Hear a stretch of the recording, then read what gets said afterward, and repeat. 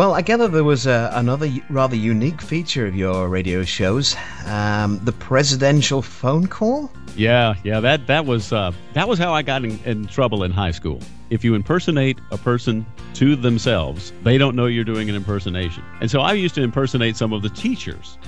And the word got around, and well, let's cut to WBML. And so Ken Crook has hired me, and he said, you need something that people can identify with you, something that will make you stand out in the market. And I said, well, I do some impressions. And so I back then was doing Richard Nixon, and he was the President of the United States. Yeah. When I was vacationing in Florida, I heard a station called the Big Ape in Jacksonville, and there was an afternoon guy named Larry Dixon, and he had a guy phone in and do an impression of Richard Nixon. And it's kind of a funny shtick. And I thought, well, I can do that. So that's what I did. Every afternoon, I would call the President of the United States, Richard Nixon, and would give him a call, and we would talk about the world, and it would always have a punchline. It would always be funny. And it really did catch on. It sort of became my calling card, so to speak.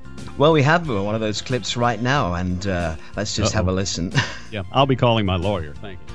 Give our president a call, find out what's going on. Hello? Hi, this is George. Bill Elder here at 99 Ways. Hey, I thank all those fine Americans out there and worldwide leaders to boot that borrowed those get well cards. Oh, that's right, First Lady. Broken leg Broke her thing leg. going. Yeah, I'm sorry. We're an active family. Love to stay active.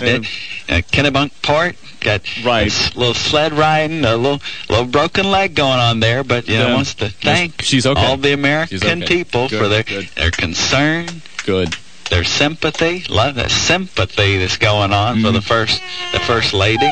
What is that? What is that? Things are quite normal here. What is that? What's in the background, sir? You want to try and knock that off while I'm on the phone with the media? What's going on? Dan Quayle's trying to push Barr in a wheelchair. It doesn't look like it's working out. Well, it was my guest, Bill Elder, with a presidential clip from his morning show on WNEX. And Bill, before we move on to talk about FM 99 and 99 Ways, we do have a mutual acquaintance. I'm talking about none other than American radio legend, the one and only Mr. Ron O'Quinn, who I had the pleasure of meeting at a radio seminar last July. Yeah, I forgot about it. Yeah, and you may have met him before I did. I knew our paths had crossed. He worked at WVLD, as did I, but not really at the same time. And I knew that he had moved back into the Macon area and was here. And a mutual friend of mine, Ben Sandifer, who also knew Ron, he was coming into town, and he said, I want to meet Bill. I've never met Bill. And I said, I want to meet Ron. And so he worked out. So we went to Cracker Barrel. I don't know if you've ever eaten at a Cracker Barrel, but they have fried salads. No, I didn't. So Ron was in town, and so we met for 3 hours in this place. We found a table in the corner and started talking radio, and it was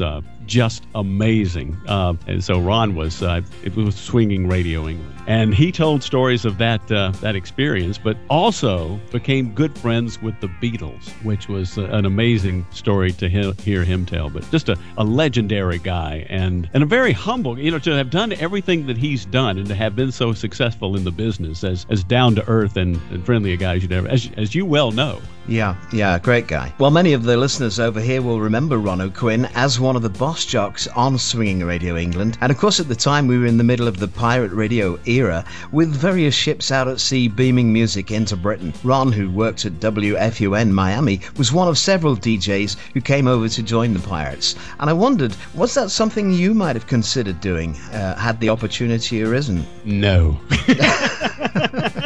Absolutely not.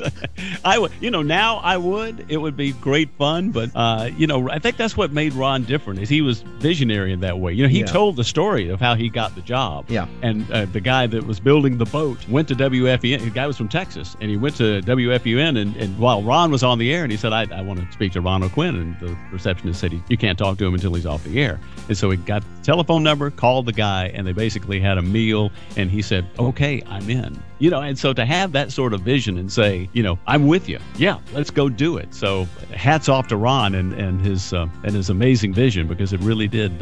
What an opportunity, anyway. Absolutely. Okay, well, we're going to play another track now. What's this one going to be, Bill? Well, this does revolve around Ron O'Quinn, and you'll love this story. I told you that he was friends with the Beatles. In fact, he came over here with them on their second tour. He was on the plane with them. And so I had a chance at lunch to quiz him about all of the Beatles and whether they're recording Revolver and the song Taxman. And Ron is in the studio while they are recording Taxman. And if you recall, the song begins with 1, 2, 3, and you hear someone cough. And then the song begins. The man coughing is Ron O'Quinn. And he didn't know he was on the album until they sent him a promotional copy, and he heard it. What an amazing story. Okay, we're going to play the record right now, Bill, so let's see if you're right about the coughing. Here's the Beatles and Taxman. 1, 2, 3, 4. 1, 2. Well, we've just heard the Beatles there with Taxman, a track from the Revolver album from 1966, and Bill Elder is still with us on the line.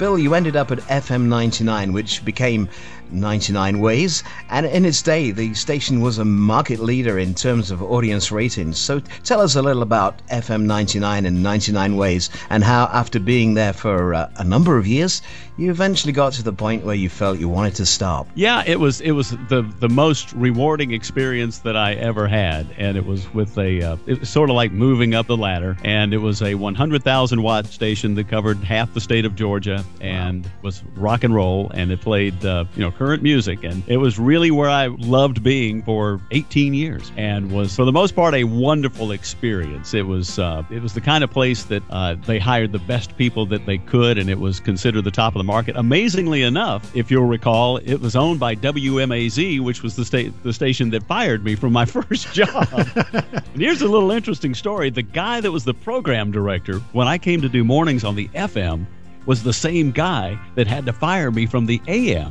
So if you can imagine what this must have been like. Here I was across town at NEX, safely packed away, and then they bring me over to do mornings, and the next thing he knows, I'm on the other side of the glass from him doing mornings on the FM while he's doing mornings on the AM. That went over real well. But it did. It was a great experience, and we did have a format change, and we went from rock, because Top 40 got to be really bad, and went more to an oldies format to grow with our audience. And then the Telecommunications Act of 1996 was passed, which allowed companies to buy massive numbers of radio stations in a market. And that's when things started to disintegrate, because voice tracking became prevalent. They saw that you could have one guy in front of a computer and everybody could pre-record their stuff, and it just wasn't spontaneous, and it just kind of lost all of its luster. And it really has been the big downfall of radio in America, as far as people like me and you are concerned, that remember the great days of radio, which is why what you're doing now here is so important, because it is continuing the tradition of the radio that I worked in. And so I thank you for that. Well, well, that's true. It really is. The things you guys do is just amazing. And that's why it's so important that you continue doing it. Well, thank you for saying that, Bill. I think we see parallels over here in the UK with our radio situation, whereby a lot of independent commercial stations have been swallowed up by the major companies, and everything, no matter where you go in the country, everything seems to sound the same. And the shame of that is that the people that lose is the listening audience. Absolutely. So you gave up being a radio presenter, and these days you're a voiceover artist. But Bill, you're known to millions of people around the world nowadays as the face of BillTv. How did that come about?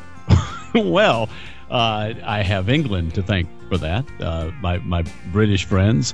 I've been to your country 5 times and absolutely love it. And the last trip I made, I think it was in 1997. I was there when Diana was killed. It was really a sad event, and I don't want to say I was proud to be a part, but I was so fortunate to be able to mourn with you over the loss of this incredible lady. So anyway, I really have this place in my heart for your country. And so anyway, I met through a choral tour. A choir came to my church, and we started writing back and forth. And somebody said, "Well, why don't you come visit?" And I went, "Well, why don't I?" So, and I went over, and that began. And incidentally, my dad was a pilot in the Air Force, and also flew with Pan American.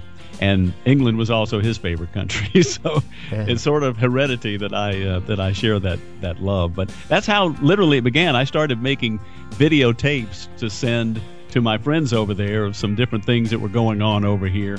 And just as a joke, I called it BillTv. One of the kids of the parents that I knew, he said, "Well, this is like getting another channel. It's like BillTv." And so the name was born. And when I discovered YouTube, I started reposting a lot of the old original BillTv things. Well, cut to about 3 months later, and that old copyright thing that they decided to enforce came to play, and my videos started going away and going away. I thought, well, okay, that gig is over. So it didn't last as long as radio, but it was fun. So I got in touch with a couple of YouTube people that I knew, and I said, should I start making original stuff? Do you think an old man doing this sort of thing? They said, yeah, give it a try. So that's what I did. And I did enjoy video editing on the side, just sort of as a hobby. I used to say I made my living with my mouth, but my hobby was making videos. So that's how BillTv Macon got started, because I thought there was another guy that had taken BillTv. And I knew if people saw the Macon that they would know that would be my channel, at least the people that had the old tape. So, but it grew from there. I'm over 6,000 subscribers, which is far more than I ever thought I'd get and far more than I deserve. And this is BillTv Macon's signature tune, fellow YouTuber Stuart Rogers, You Don't Care. People staring, people, but you don't care. People staring, people, don't care. Well, Bill, I want to thank you for taking time out to do this today. But before I let you go, I know we have quite a few radio people listening, and a lot of them are quite impressed with the voiceover work that you've done for me. So how can they get hold of you? On the web at Bill Elder Voiceovers. It's just one word, BillElderVoiceovers.com, and that's the site, and you can hear demos, et cetera, and thank you so much too. It means a lot to be able to be a part of all this that you folks are doing, and it's a great rush to do your IDs and stagers. It's a real pleasure. It really is. And thank you, Bill. Well, I've been talking to Bill Elder, the man of 1,000 voices, a living legend in American radio, and someone I'm proud to call a friend. A lovely guy. Bill, thank you very much for coming on the show today. What can I say? I've enjoyed it immensely, and I hope that our listeners have too. So, how was it for you? Well, it's really good. You've raised my elevation of my career by 1,000 points just by those lovely words, which I can't really call myself a living legend. I think you, of course, are the legend for continuing on this great tradition of radio, but it certainly was a good career, and I've enjoyed every minute of it. And thank you so much for having me on the program. I can't tell you how much it's meant to me. Thank you, Bill. Have a great Christmas and New Year. Bye for now. And here's the final record, which is chosen by Bill, Elvis Presley and Hound Dog. Thanks very much, Bill. See you soon.